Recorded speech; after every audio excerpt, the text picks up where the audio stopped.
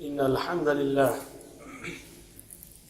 نحمده ونستعينه ونستغفره ونؤمن به ونتوكل عليه ونعوذ بالله من شرور أنفسنا ومن سيئات أعمالنا من يهده الله فلا مضل له ومن يضلل فلا هادي له وأشهد أن لا إله إلا الله وحده لا شريك له وأشهد أن سيدنا ومولانا محمدا عبده ورسوله أما بعد فإن أصدق الحديث كتاب الله وأحسن الهدي هدي محمد صلى الله عليه وسلم وخير الأمور عوازمها وشر الأمور محدثاتها وكل محدثة بدعة وكل بدعة ضلالة وكل ضلالة في النار. أعوذ بالله من الشيطان الرجيم. بسم الله الرحمن الرحيم. يا أيها الذين آمنوا اتقوا الله وقولوا قولا سديدا يصلح لكم أعمالكم ويغفر لكم ذنوبكم ومن يطع الله ورسوله فقد فاز فوزا عظيما. Dear brothers and sisters, today the topic of our khutbah is how would be the world without you. We are living in a world where we are surrounded with a lot of different relationships. We are either father, brother, son, daughter, spouse, wives, sister, whatever. We have relationships in our work. We are either in a managerial position, CEO, CTO, or in a individual capacity. We have relationships in the society, in the societal matters and whatnot. Those relationships make us feel that we are very important for this world. We are important for our family because we are the father of our kids, because we are the mother of our kids, we are the son or daughter of our parents, we are the brother or sister of our siblings. We are important for our workplace because we are the CEO, we are the CTO, we are the manager. We are the outstanding employee of the year. We are the most performing employee or staff of the year, most performing salesperson of the year.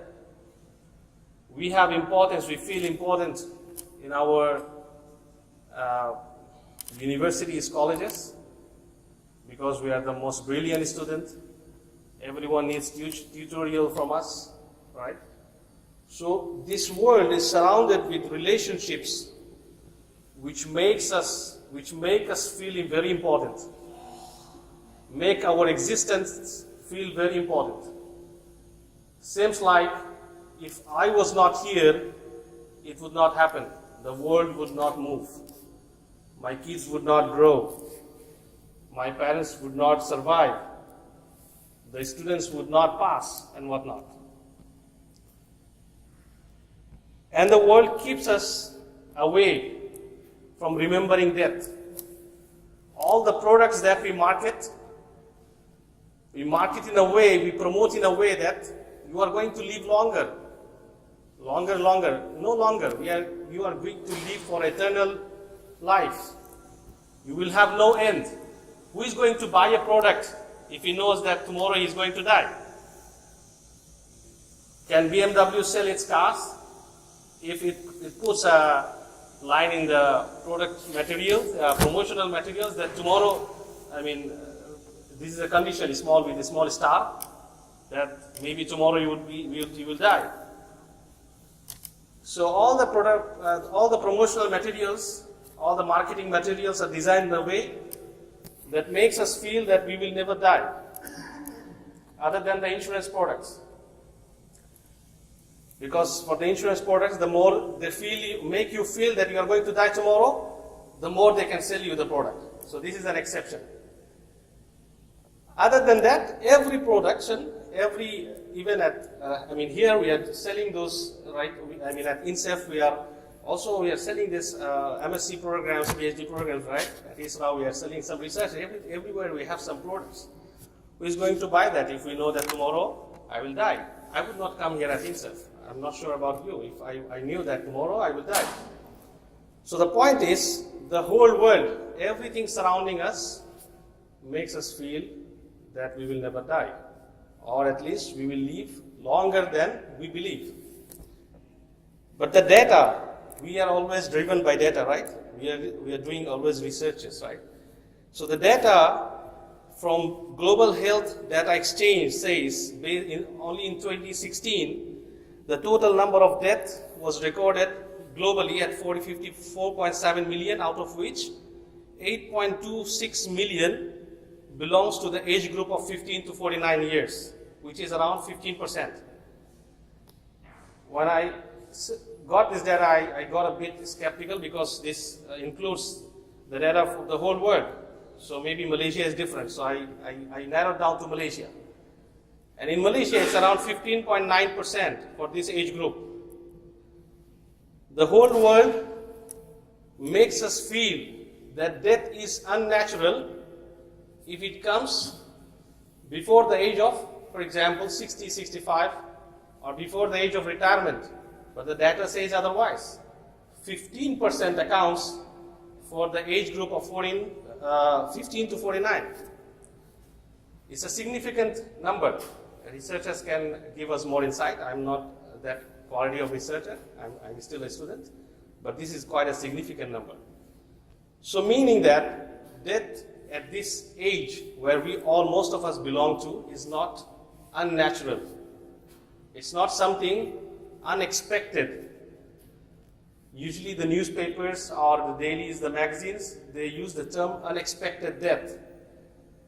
If we think about it in a deeper way, we will find this, that if it is put in a different way, that it's an expected death, then everyone would expect death even more, and the next day the products that are just in the other column, beside this news column, will not be sold. So everything is driven by that strategy to make us feel that we are going to live longer. So that is data. What about Al-Quran? In Al-Quran Al-Karim in Surah Nisa, verse 77, Allah subhanahu wa ta'ala mentions, قُلْ مَتَاعُ الدُّنْيَا قَلِيلٌ وَالْآخِرَةُ خَيْرٌ لِمَنِ اتَّقَى. By the way, so the word makes us feel, if I was one time Googling to see what Google says me when I search for what is the most important thing to remember every day. So there are a lot of things like nourish yourself, think about what goes into your body, do something that gives you pleasure, try something new, smile, blah, blah, blah. And there was one slogan, popping up in different images, that life is short, enjoy. But Quran is saying the otherwise. قُلْ مَتَاعُ الدُّنْيَا قَلِيلٌ وَالْآخِرَةُ خَيْرٌ لِمَنِ اتَّقَى. Yes, the first part is correct. Life is qalil. مَتَاعُ الدُّنْيَا قَلِيلٌ. The luxuries of the dunya is qalil, short, but not enjoy. وَالْآخِرَةُ خَيْرٌ لِمَنِ اتَّقَى. Akhirah is the best for those who have taqwa, to choose, to live for. So this is what Al-Quran Al-Karim is telling us. And it's also saying, وَلِكُلِّ أُمَّةٍ أَجَلٌ فَإِذَا جَاءَ أَجَلُهُمْ لَا يَسْتَأْخِرُونَ سَاعَةً وَلَا يَسْتَقْدِمُونَ. In Surah Al-A'raf, verse 34, that every person, every ummah, every nation has an expiry date, a specific date. فَإِذَا جَاءَ أَجَلُهُمْ. When the date comes, لَا يَسْتَأْخِرُونَ سَاعَةً وَلَا يَسْتَقْدِمُونَ. They will not remain behind an hour, or they will not precede for an hour. Exact date, they will go. But this is some date which we don't know. There is a huge gharar on this, right? This is not specified by our Lord. But this gharar is by determination. It has been to test us, how we live our life with this gharar. We don't know when we will going to die. We don't know when the day of judgment will come. Interestingly, this is something that Allah subhanahu wa ta'ala has put so much importance on. There is hardly any single page in Al-Quran from the copy that we read today which doesn't mention about Yawm al-Akhir, or Yawm al-Din, or the Yawm al-Qiyamah, or Maut. So the whole journey of Yawm al-Akhirah, wal Yawm al-Akhir, which is part of our faith, part of our Aqidah, that amantu billahi wa malaikatihi wa kutubihi wa rusuli. Well, there is wal Yawm al-Akhir, the last day. And the last day begins with the last breath, meaning the death. The journey begins from there. And in every page, almost every page, Al-Quran reminds us about that day. If you look at the first page, Surah Al-Fatiha, Alhamdulillah Rabbil Alameen Ar-Rahman Ar-Rahim, Maliki Yawmiddin. Maliki Yawmiddin. In the next page, Surah Al-Baqarah, Alladhina yu'minuna bil ghayb wa yuqimuna as-salat. There is also, in that page also. Every page we will find. Why? Because the kuffar, the mushrikun, some of them used to believe in gods. They used to believe in Allah, but they used to believe on some other gods as well. Some of them used to believe even in Tawheed. But most of them not used to believe in the Yawm ad-Din or Yawm al-Akhir, or the last day of when we will be resent, when we will be made alive again. And that is why in Al-Quran al-Karim we will see in many verses Allah subhanahu wa ta'ala gives the explanation. Even in Surah Yasin it says وَضَرَبَ لَنَا مَثَلًا وَنَسِيَ خَلْقَهُ قَالَ مَنْ يُحْيِي الْعِظَامَ وَهِيَ رَمِيمٌ قُلْ يُحْيِيهَا الَّذِي أَنْشَأَهَا أَوَّلَ مَرَّةٍ وَهُوَ بِكُلِّ خَلْقٍ عَلِيمٌ الَّذِي جَعَلَ لَكُم مِّنَ الشَّجَرِ الْأَخْضَرِ نَارًا فَإِذَا أَنْتُم مِّنْهُ تُوقِدُونَ أَوَلَيْسَ الَّذِي خَلَقَ السَّمَاوَاتِ وَالْأَرْضَ بِقَادِرٍ عَلَىٰ أَن يَخْلُقَ مِثْلَهُم بَلَىٰ وَهُوَ الْخَلَّاقُ الْعَلِيمُ. So in those verses in Surah Yasin, Allah says that man asks, who can give life back to bones after they have rotted away? Say, he who brought them into being in the first instance will give them life again. He has knowledge of every type of creation. He who produces fire for you from green trees, and from this you kindle fire. Is he who created the heavens and earth not able to create others like these people? Of course he is. He is indeed the supreme creator, the all-knowing. So in many other verses also, Al-Quran Kareem, Allah subhanahu wa ta'ala gives evidences that He was the creator of you. He created you for the first time. In the production line, the first product, to make it perfect, it takes a lot of time. But when you know how it works, the next product is very easy. So if you know that He is the one who created you, then it's easier to understand that He will be able to recreate you as well, or make you alive again.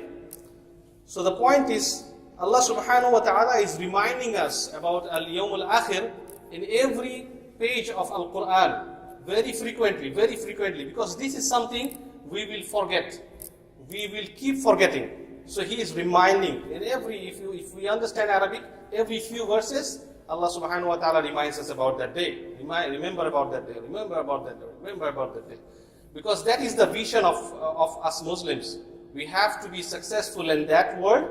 So underneath that vision, we will set the missions for this world, which can help us achieve that vision. So our Rasul sallallahu alaihi wasallam says in Tirmidhi, recorded by Imam Tirmidhi 2307, "Akthiru dhikra hadim al-lazzat yani al-maut." Abu Hurairah radiallahu anhu reports that Rasul sallallahu alaihi wasallam said, "Increase in remembrance of the destroyer of pleasures," meaning death. And we also know this verse, كُلُّ نَفْسٍ زَائِقَةُ الْمَوْتِ وَإِنَّمَا تُوَفُّونَ أُجُورَكُمْ يَوْمَ الْقِيَامَةِ. And this verse goes on that Allah subhanahu wa ta'ala says, everyone shall taste death. Okay, so what the point I'm trying to make is that the world makes us feel such an important person that without it doesn't progress, or without me, without my existence, it will just stop, which is not the story altogether. When we leave the world, just to give you some context, this khutbah was actually inspired by one of our friends who just passed away last week in Bangladesh. He was a scholar, young scholar, mashallah, I think younger than me. And just before he passed away, 3 days before he passed away, he posted in his Facebook as his status that the world without me. And he put a long post in which really felt, me something different. How would be the world without me? The world without me, the bed I'm sleeping at will be filled up by someone. The chair I'm sitting at now will be filled by someone. The position I'm holding now will be filled by someone else. The world will be keeping moving. No one will stop for me. So I have to stress back to my importance, my priorities. My priority is to seek the satisfaction of Allah subhanahu wa ta'ala, to satisfy Him. When I am satisfying Him, no matter the world is giving me importance or not, it doesn't matter to me. In the day of judgment, people will just, regret on what they choose for their life. There are several verses saying like that. For example, in this verse, Surah Al-Fajr, verse number 23 and 24. يَقُولُ يَا لَيْتَنِي قَدَّمْتُ لِحَيَاتِي. First, the person will say, oh, I wish I had sent ahead some good deeds for my life here. In another verse, Surah An-Naba, it says, إِنَّا أَنزَلْنَاكُمْ عَذَابًا قَرِيبًا يَوْمَ يَنْظُرُ الْمَرْءُ مَا قَدَّمَتْ يَدَاهُ وَيَقُولُ الْكَافِرُ يَا لَيْتَنِي كُنْتُ تُرَابًا. The kafir, the non-disbeliever, he will say, يَا لَيْتَنِي كُنْتُ تُرَابًا. Oh, I wish I was just a dust. Then in other verses, لَيْتَنِي لَمْ أَتَّخِذْ فُلَانًا خَلِيلًا. I wish I didn't have made that guy my friend. He will regret. يَا لَيْتَنِي لَمْ أُشْرِكْ بِرَبِّي أَحَدًا. Oh, I wish I didn't make partners of my Rabb. يَا لَيْتَنِي كُنْتُ مَعَهُمْ فَأَفُوزَ فَوْزًا عَظِيمًا. Oh, I wish I was with the believers, so I would be successful today. In Surah Al-Mu'minun, حتى إذا جاء أحدهم الموت قال رب ارجعون لعلي أعمل صالحا فيما تركت. In verse 99 and 100 in this surah, Allah is saying that when they will have this maut, they will say, رب ارجعون, give me back, send me back. لعلي أعمل صالحا فيما تركت. So I can do some good deeds in my life that I left back. So in the commentary of this verse, Qatada, rahimahullah, who is a famous tabi'i, he says, والله ما تمنى يرجع إلى أهل ولا إلى مال ولا بأن يجمع الدنيا ويقضي الشهوات ولكن تمنى أن يرجع فيعمل بطاعة الله فرحم الله أمرا عمل بما يتمناه الكافر إذا رأى العذاب إلى النار. He says, Wallahi, by Allah, he will not wish that he goes back to his family, he goes back to his friends, he goes back to يجمع الدنيا, to make properties, make wealth, or يقضي الشهوات, to fulfill his wishes, all the lust that he had, all his desires. No. ولكن تمنى أن يرجع فيعمل بطاعة الله. He will wish to go back so that he can do some good deeds. Ta'atullah, the worship of Allah subhanahu wa ta'ala. So this is the feeling that someone who will be going to Jahannam will have during the day of judgment. So it's better to, before that time comes up, before our time expires, before we are hearing the final whistle, why not we prepare ourselves to make the most out of this dunya, to have the best life in the world of Akhirah or the Yawm al-Akhir. Dear brothers and sisters, as we discussed, the world will keep moving without us. The moment we die, our wealth will be distributed between our inheritance. There is no single moment where the world has no ownership, no mulkiyah. The moment we die, immediately all the ownership is transferred to the ones who will be inheritant of it. Even though in the dunya we still take time to raise chariot, to fight according to the laws and all those things, all the disputes, but according to the eyes of Sharia, it's immediately distributed. No one can say that the wealth still belongs to the mayyit, to the one who just died. Wealth immediately goes back, transferred to someone else. So what is actually our wealth? That's not our wealth. It's not belonging to us. The one that we use for the akhirah is actually the one who we will be benefiting even after our death. The love that we have for us, ourselves, in the heart of different people, as I mentioned, the relationships will be emptied, and someone else will take those places. In most cases, except for very close relationships, all of other relationships will be taken care of by other people. We will be not even living in people's hearts. So the only thing that we utilize, using our wealth, using our fame, our everything that ties back to what we want to achieve in akhirah, will remain with us. Qurtubi rahimahullah mentions in his kitab at-Tazkirah, قال العلماء تذكر الموت يردع عن المعاصي ويلين القلب القاسي ويذهب الفرح بالدنيا ويهون المصائب فيها. Qurtubi says the remembrance of death has many benefits. It prevents from wrongdoings, softens the heart or rigid heart, removes the excitement with the world, and eases the casualties in it. So we have hard times. We have a lot of motivational, lectures around, which keeps us motivating. But the most motivating thing that we have when we come to Islam is that this life is just qalil, it's just a very small time. So even though we have hardships, it's not eternal, it will not last forever. There is a time to end it, and then inshallah I will be having another world which is far, far better than this one. So this alone should motivate us as Muslims. May Allah subhanahu wa ta'ala give us the right mindset for this dunya and to save for the other dunya, other world which will be eternal. Ameen. I forgot one point before ending this khutbah, that remembrance of death is not a barrier to our daily works. It's just setting up priorities, and in fact for Muslims it's a motivator, as I just mentioned, and it makes us more productive. Not to be lazy, not to waste time, and to focus on what is the top priority. May Allah subhanahu wa ta'ala give us the right understanding. May Allah subhanahu wa ta'ala help us to shape our life according to how He likes.